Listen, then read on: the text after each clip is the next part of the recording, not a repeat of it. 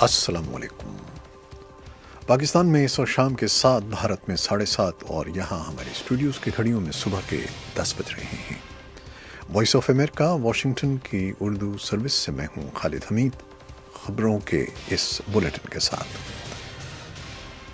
پاکستان میں انسانی حقوق کی ایک بڑی تنظیم human rights commission of Pakistan HRCP نے کہا ہے کہ ریاست پر تنقید کرنے والے افراد کو مبینہ طور پر سیکورٹی فورسز کی طرف سے جس تواتر اور آزادی کے ساتھ نشانہ بنایا جا رہا ہے، یہ امر شدید تکلیف کا باعث ہے۔ شام پر نظر رکھنے والی ایک تنظیم نے بتایا ہے کہ باغیوں کے قبضے والے ایک علاقے پر فضائی حملے میں کم از کم 35 افراد ہلاک ہو گئے ہیں، جن میں بچے بھی شامل ہیں، جبکہ درجنوں زخمی ہیں۔ صدر ٹرمپ جمعے کے روز کینیڈا روانہ ہو رہے ہیں، جہاں وہ دنیا کے 7 صنعتی طور پر ترقی یافتہ ممالک کی سربراہ کانفرنس میں شرکت کریں گے۔ اسی اثنا میں صدر ٹرمپ نے امید ظاہر کی ہے کہ وہ کیوبیک کینیڈا میں ہونے والی G7 ملکوں کی سربراہ کانفرنس میں امریکی اتحادیوں کے ساتھ کیے گئے ان تجارتی معاہدوں کو درست کروا لیں گے جو ان کے خیال میں غیر منصفانہ ہیں۔ ایرانی حکومت کے مخالف ہیکروں نے ایران کے دوسرے ہوائی اڈوں کے کمپیوٹر سسٹم پر حملہ کیا ہے اور تبریز انٹرنیشنل ایئرپورٹ کی ٹیلی ویژن اسکرینوں پر حکومت مخالف نعرے چسپاں کر دیے ہیں۔ صدر ڈونلڈ ٹرمپ نے کہا ہے کہ اگر ان کی شمالی کوریا کے رہنما کم جونگ ان سے ملاقات اچھی رہی تو وہ انہیں امریکہ آنے کی دعوت دیں گے، بصورت دیگر وہ سربراہی کانفرنس کو ادھورا چھوڑ سکتے ہیں۔ اور امریکہ میں امیگریشن اور کسٹم انفورسمنٹ ICE حکام کی طرف سے حراست میں لیے گئے 1600 تارکین وطن کو وفاقی جیلوں میں منتقل کرنے کا کام شروع کر دیا گیا ہے۔ اور روس کے صدر ولادیمیر پوٹن کا جمعے کے روز چین میں صدر شی جن پنگ نے سرکاری طور پر استقبال کیا ہے۔ یہ تھیں شہ سرخیاں اور تفصیل چند لمحے کے بعد۔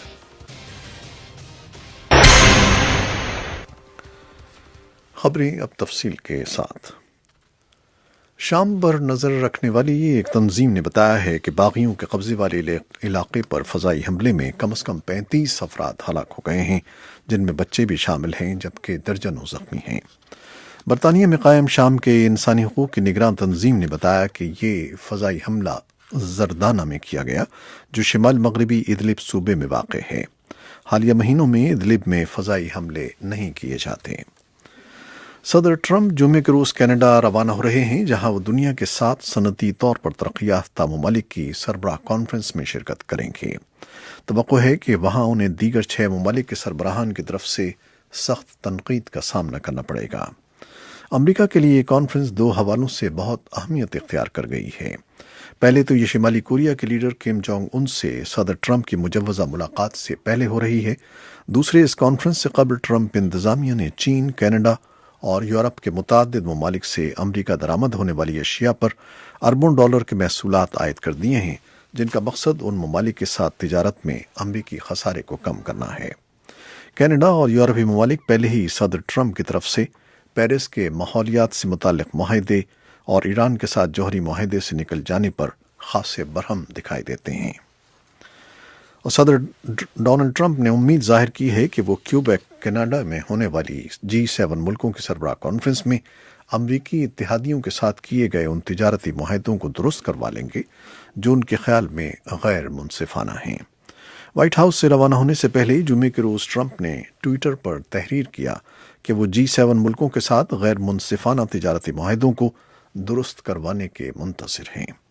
امریکہ کے قریبی اتحادی اسٹیل اور ایلومینیم پر عائد کیے گئے محصولات کے معاملے پر ٹرمپ سے جھگڑنے کو تیار ہیں، جو انہوں نے کینیڈا، یورپی یونین اور میکسیکو پر نافذ کیے ہیں۔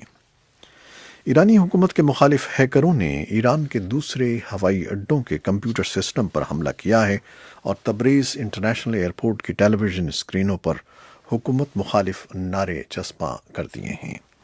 2 ہفتے قبل ایک اور بڑے ایرانی شہر کے ہوائی اڈے کی ٹیلی ویژن اسکرینوں پر یہ نعرہ دکھائی دے چکا ہے۔ سرکاری کنٹرول والے اخبار ایران نے جمعرات کے روز تبریز انٹرنیشنل ایئرپورٹ کی ٹیلی ویژن اسکرینوں پر نظر آنے والی تصویر ٹویٹ کی ہے۔ ایک اور سرکاری ویب سائٹ ینگ جہاد اسٹیٹس کلب نے تبریز کے گورنر علی یار ریاست گو کے حوالے سے کہا ہے کہ یہ واقعہ بدھ کی شام مقامی وقت کے مطابق رات کے 9:30 بجے پیش آیا۔ صدر ڈونلڈ ٹرمپ نے کہا ہے کہ اگر ان کی شمالی کوریا کے رہنما کم جونگ ان سے ملاقات اچھی رہی تو وہ انہیں امریکہ آنے کی دعوت دیں گے، بصورت دیگر وہ سربراہی کانفرنس کو ادھورا چھوڑ سکتے ہیں۔ ٹرمپ نے سنگاپور میں کم سے ہونے والی ملاقات سے قبل جاپان کے وزیر اعظم شنزو آبے سے وائٹ ہاؤس میں 2 گھنٹے تک ملاقات کی، جس میں بات چیت کا محور شمالی کوریا اور تجارت کا معاملہ تھا۔ امریکہ میں امیگریشن اور کسٹم انفورسمنٹ ICE حکام کی طرف سے حراست میں لیے گئے 1600 تارکین وطن کو وفاقی جیلوں میں منتقل کرنے کا کام شروع کر دیا گیا ہے۔ ایسا پہلی بار ہوگا کہ اتنی بڑی تعداد میں تارکین وطن کو وفاقی جیلوں میں رکھا جائے گا۔ عہدیداروں نے یہ بات خبر رساں ادارے رائٹرز کو بتائی ہے۔ روس کے صدر ولادیمیر پوٹین کا جمعے کے روز چین میں صدر شی جن پنگ نے سرکاری طور پر استقبال کیا۔ یہ سرکاری دورہ اس اہمیت کو ظاہر کرتا ہے کہ امریکی بڑھتا ہوا دباؤ دونوں ملکوں کو تیزی سے قریب لا رہا ہے۔ روس اور چین نے عزم ظاہر کیا ہے کہ وہ اقتصادی، سیاسی اور فوجی تعاون میں مزید اضافہ کریں گے، جو اس امریکی نیشنل سیکیورٹی حکمت عملی کا جواب ہے جس میں ان دونوں ملکوں کو امریکہ کے سب سے بڑے دشمن قرار دیا گیا تھا۔ چین کا امریکہ کے ساتھ تجارتی اضافہ مئی میں 24.58 ارب ڈالر تک بڑھ گیا ہے، جو اپریل میں 22.15 ارب ڈالر تھا۔ چین کے کسٹمز نے یہ اعداد و شمار جمعے کے روز شائع کیے ہیں۔ چین کی برآمدی شرح نمو مئی میں 12.6% تھی، جو اپریل کی 12.9% سے ذرا کم تھی، لیکن 10% کی اس پیشگوئی سے کافی زیادہ ہے جو رائٹرز خبر رساں ادارے کی طرف سے اقتصادی ماہرین نے دی تھی۔ چینی درآمدات بھی سال بہ سال بڑھتی رہی ہیں اور مئی میں یہ 26% بڑھ گئی ہیں۔ اور اب چلتے ہیں پاکستان کی طرف، جہاں ہم نے یہ خبر دی تھی پہلے کہ پاکستان میں انسانی حقوق کی ایک بڑی تنظیم ہیومن رائٹس HRCP نے کہا ہے کہ ریاست پر تنقید کرنے والے افراد کو مبینہ طور پر سیکیورٹی فورسز کی طرف سے جس تواتر اور آزادی کے ساتھ نشانہ بنایا جا رہا ہے، یہ امر شدید تکلیف کا باعث ہے۔ اسلام آباد میں ہمارے نمائندے ہیں محمد اشتیاق، ان سے اس پر بات کرتے ہیں۔ جی اشتیاق، یہ بڑی نکتہ چینی کی جا رہی ہے کہ مملوکت کے خلاف جو بھی بولے اس کو دبا دیا جاتا ہے۔ جی بالکل، آپ نے درست کہا۔ اس سے پہلے بھی یہ بات کہی جا رہی تھی اور اب HRCP نے ایک بیان میں باضابطہ طور پر یہ کہی ہے اور یہ کہا گیا ہے کہ وہ لوگ جو کہ ریاست کے پر تنقید کرتے ہیں اور ان کا نقطہ نظر مختلف ہے، ان کو مبینہ طور پر سیکیورٹی فورسز کی طرف سے جس طرح تواتر سے نشانہ بنایا جا رہا ہے، یہ باعث تشویش ہے۔ اور یہ بھی کہا جا رہا ہے کہ اس سے بظاہر یہ لگتا ہے کہ وہ لوگ جو کہ اختلاف رائے رکھتے ہیں یا اپنا ایک مختلف نقطہ نظر رکھتے ہیں، اور ان لوگوں کے لیے جگہ تنگ ہوتی جا رہی ہے اور ان لوگوں کے لیے اب کوئی گنجائش نہیں رہی ہے۔ گل بخاری کا ذکر بھی کیا گیا ہے، جن کو ایک سوشل میڈیا ایکٹیو صحافی جن کو اغوا کیا گیا تھا اور چند گھنٹے کے بعد انہیں رہا کر دیا گیا، لیکن اس کے بعد ایک خوف و ہراس کی جو فضا ہے وہ ضرور پیدا ہوئی ہے، اور وہ لوگ جو کہ سوشل میڈیا پر کھل کر اپنی رائے کا اظہار اب بھی کر رہے تھے، انہوں نے بھی اپنے اوپر کچھ سیلف سینسرشپ عائد کی ہے۔ تو یہ وہ چیزیں ہیں جن کی نشاندہی HRCP نے کی ہے۔ اس کے علاوہ HRCP کی طرف سے یہ بھی کہا گیا ہے کہ رواں ہفتے ہی فوج کے ترجمان نے ایک نیوز بریفنگ کے دوران ایک چارٹ دکھایا تھا جس میں یہ کہا گیا تھا کہ یہ وہ لوگ ہیں جو کہ پاکستان مخالف جو ٹویٹس ہیں یا سوشل میڈیا پر ایکٹیویٹیز ہیں ان کو دوبارہ آگے بڑھاتے ہیں۔ تو اس پر بھی کہا گیا کہ اس طرح کا اقدام کر کے ان لوگوں کی جان کو خطرے میں ڈالا گیا اور یہ کسی طرح بھی ذمہ دارانہ اقدام نہیں تھا۔ اس سے کل صحافیوں کی نمائندہ تنظیم PFUJ بھی اس بارے میں اپنے تحفظات کا اظہار کر چکی ہے۔ اچھا، اسی اسنا میں سیکیورٹی کونسل کا اجلاس ہوا ہے اور نگراں وزیر اعظم نے اس کی صدارت کی ہے اور وزیر خزانہ نے اس پر اپنی بریفنگ دی ہے، تو اس کی کیا خبر ہے؟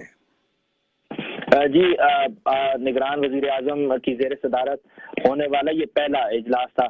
انہوں نے جب سے اپنا منصب سنبھالا ہے پہلی مرتبہ عسکری قیادت بھی ان کے ساتھ مل کر بیٹھی ہے، اور اس میں جو غور کیا گیا ہے وہ فائنینشیل ایکشن ٹاسک فورس کہ جو پیرس میں ہونے والا رواں ماہ اجلاس ہے اس حوالے سے اس پر غور کیا گیا ہے۔ وزیر خزانہ نے بتایا کہ کون سی پیچیدگیاں اور کون سے مسائل ہو سکتے ہیں، اور ساتھ ہی انہوں نے یہ بھی کہا کہ بتایا اجلاس کو کہ پاکستان نے اب تک اس حوالے سے کیا کیا کیا ہے۔ اب اجلاس میں یہ ضرور کہا گیا ہے کہ پاکستان اس FATF کے اجلاس میں اپنا موقف پیش کرے گا اور واضح کرنے کی کوشش کرے گا کہ اب تک کیا اقدامات ہوئے ہیں۔ یہ فائنینشیل ایکشن جو ٹاسک فورس ہے عام لوگوں کی آسانی کے لیے کہ جو وسائل ہیں وہ کسی طرح غلط ہاتھوں میں نہ جائیں، اور اس کے لیے کیا اقدامات کیے جا رہے ہیں۔ پاکستان کے بارے میں ابھی تک تحفظات کا اظہار ہے کہ وہ کافی اقدامات نہیں کیے گئے ہیں۔ پاکستان کا نام اب گرے لسٹ میں شامل ہو رہا ہے اور اس کا یہ بھی خدشہ ہے کہ کہیں بلیک لسٹ میں نہ چلا جائے۔ تو پاکستان اپنے طور پر کوششیں کر رہا ہے۔ اس حوالے سے انہوں نے حال ہی میں جو کالعدم تنظیمیں ہیں ان کی سرگرمیوں پر پابندی لگائی، ان کے جو فلاحی ادارے تھے ان کو روکا گیا۔ تو یہ کچھ اقدامات ضرور ہوئے ہیں، لیکن کیا پاکستان FATF کے جو ممالک کے بورڈ ہے اس کو اس بارے میں قائل کر سکے گا یا نہیں، یہ بھی ایک سوالیہ نشان ہے۔ تو کیا امکانات کیا ہیں کہ کیا پاکستان کو شامل کر دیا جائے گا گرے لسٹ میں؟ جی، گرے لسٹ میں تو پاکستان کے خود جو سابق حکومت جو ابھی ختم ہوئی ہے اس کے وزیر خزانہ یہ کہہ چکے ہیں، کیونکہ انہوں نے وہاں پاکستان کی نمائندگی کی تھی اس سے پچھلے اجلاس میں، کہ پاکستان کا نام گرے لسٹ میں تو شاید شامل ہونے جا رہا ہے جون میں۔ لیکن یہ ضرور تھا کہ یہ خدشہ ہے کہ اگر گرے لسٹ میں جاتا ہے اور پھر اب بھی وہ مطمئن نہیں ہوتے تو اب اگلا اقدام جو ہے اس 3 مہینے کے بعد ایک بلیک لسٹ میں چلا جائے گا۔ تو پاکستان کی یہ خواہش ہے کہ بلیک لسٹ میں جانے سے روکا جائے، کیونکہ اگر ایسا ہوتا ہے تو پاکستان کی جو معاشی سرگرمیاں ہیں وہ بری طرح متاثر ہوں گی، کیونکہ ملک کو پہلے ہی بہت سے معاشی چیلنجز کا سامنا ہے۔ بالکل صحیح کہا آپ نے۔ یہ تھے ہمارے نمائندے اسلام آباد سے محمد اشتیاق، بہت شکریہ آپ کا اشتیاق۔ تو ہم ان سے گفتگو کر رہے تھے، اور اس کے ساتھ ہی فیس بک لائیو سے ہم آپ سے اجازت لیں گے۔ ویب سائٹ اور ریڈیو پر ہمارا یہ نیوز شو جاری ہے، ہمارے ساتھ رہیے گا۔ فیس بک لائیو سے اجازت دیجیے گا۔ اللہ حافظ۔